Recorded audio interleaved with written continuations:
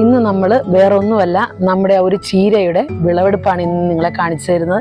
ഈ ചീരയൊക്കെ കണ്ടല്ലോ, എൻ്റെ പൊക്കത്തിന് ഒപ്പം എത്തിയിരിക്കുകയാണ് നമ്മുടെ ചീരകളെല്ലാം. ഇത് ഞാൻ നട്ടുകൊടുത്തതൊന്നുമല്ല, താനെ മുളച്ചു വന്ന ചീരകളാണ്. ഇതിൻ്റെ ഇലകളൊക്കെ നോക്കിക്കുക, യാതൊരു കേടൊന്നും ഇല്ലാതെ നല്ല വലിപ്പമുള്ള ഇലകളാണ്. അപ്പോൾ ഇതൊക്കെ ഒന്ന് നമുക്കൊന്ന് വിളവെടുക്കുന്ന ചെറിയ ഒരു കൃഷിക്കാഴ്ചയാണ് ഇന്ന് ഞാൻ നിങ്ങളുമായി പങ്കുവെക്കുന്നത്.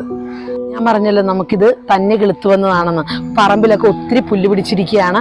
അപ്പോൾ നമുക്ക് അതൊക്കെ ഒന്ന് വൃത്തിയാക്കണമെന്നുണ്ടെങ്കിൽ ഈ ചീരയൊക്കെ ഒന്ന് പറിച്ചു മാറ്റണം. അപ്പോൾ അതുകൊണ്ട് നമുക്ക് ചീരയൊക്കെ നമുക്കൊന്ന് കട്ട് ചെയ്തെടുക്കാം. ഇവിടെ ഇനി പിഴുത് മാറ്റുന്നില്ല, ഇത് കണ്ടോ, ഇതുപോലെ നമ്മൾ കട്ട് ചെയ്തെടുക്കുകയാണ് ചെയ്യുന്നത്. അപ്പം നമുക്ക് ഇതുപോലെ തന്നെ ബാക്കിയുള്ള ചീരകൾ നമുക്കൊന്ന് വിളവെടുക്കാം.